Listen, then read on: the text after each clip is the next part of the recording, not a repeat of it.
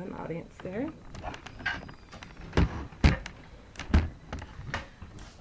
Okay.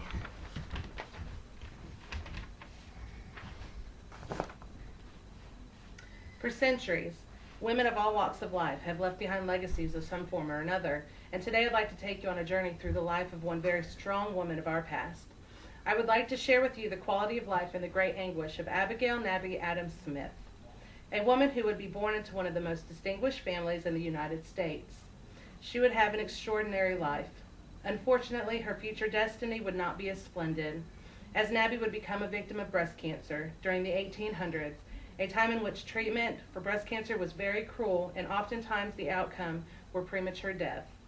This intelligent and well-rounded woman of the 19th century would spend her last years in an ultimate fight for her life.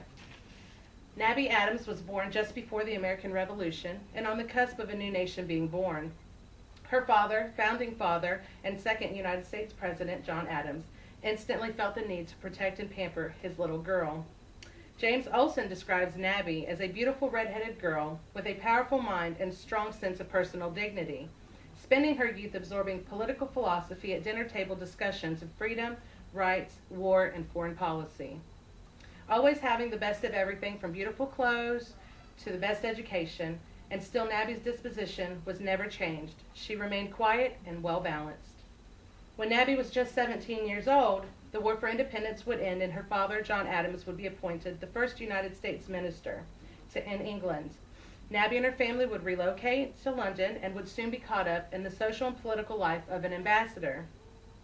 Before long, Nabby's attention would be diverted to a handsome young man named William Smith, who was secretary to her father, John Adams, and within a year, Nabby and William would be married. The couple and their 3 children would later settle in western New York, where they would make their living tending to their farm. But one day while getting dressed, Nabby notices a dimple upon her left breast, and this was something new to herself and her husband, William. They had never noticed this dimple before, but they would just pass it off as another sign of age. As time went on, the dimple would become more pronounced, and late the following year, Nabby would notice that there was a lump beneath this dimple upon her breast. And Nabby knew that this lump could be a sign of breast cancer. She believed, however, that within her busy lifestyle that she could possibly pass this off and hopefully it would just keep her mind off of it, and she would in turn take some pills that would be prescribed to her by her doctors and try some topical lotions. But in 1811, this lump becomes visible to the naked eye, and this is when she'll rush to her parents' home in Quincy, Massachusetts.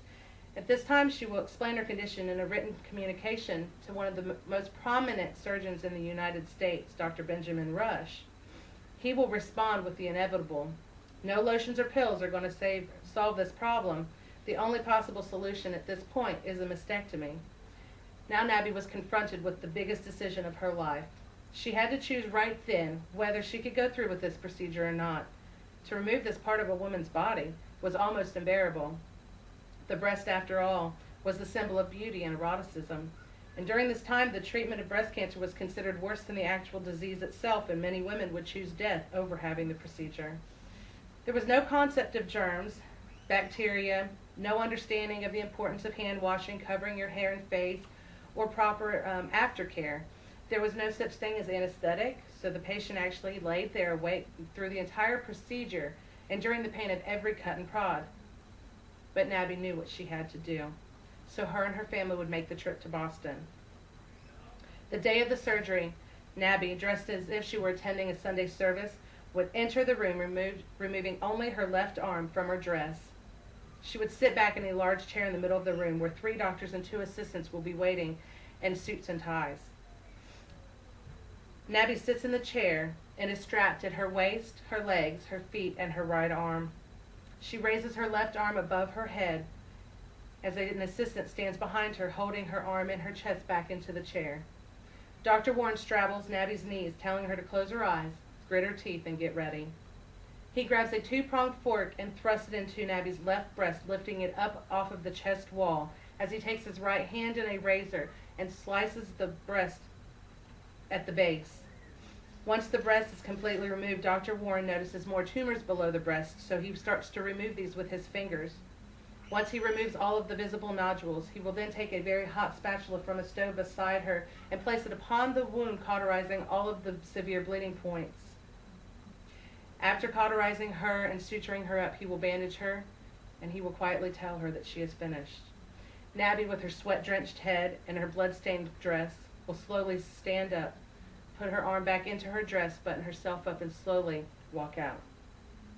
She will make a 200-mile trek back home, and it will not be long before she heals with no infection and returns back to New York. But within a few months, she will notice that she is in pain, and she is suffering again. Her doctor puts it off as rheumatoid arthritis, but Nabby knows deep down that this has to do with her breast cancer. And she was right. The cancer had spread furiously among Nabby's body long before the mastectomy, and there was nothing that could be done at this point. Nabby was going to die, and it was going to be very soon. So now she will return back to Quincy, Massachusetts, and spend her last days in the comfort of her parents' home, being ministered by her father. The cancer was rampant within her body, and slowly her body began to deteriorate from the inside. And on August 9th, 1813, after a 5-year struggle, Nabby would take her final breath and succumb to the dread disease. For thousands of years, this dreaded disease was the fall of many women. Women would deny the lump and hope it would just go away, postpone seeing a physician, or choose not to go through with the treatment at all. Women chose death over treatment because of the unbearable pain and the high risk of infection that would in turn lead to death.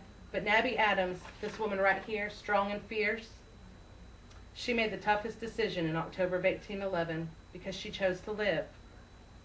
Nabby chose to fight and go through with the only available option for her in faith that she may thrive and live to see the end of a life that she had so hoped for. This was not so for Nabby, and her destiny would be ill-fated, but her strength will forever live on in the heart of every woman today, every victim of breast cancer, and every breast cancer survivor. A piece of Nabby will forever stand and stir up the courage to fight yet another day. Thank you.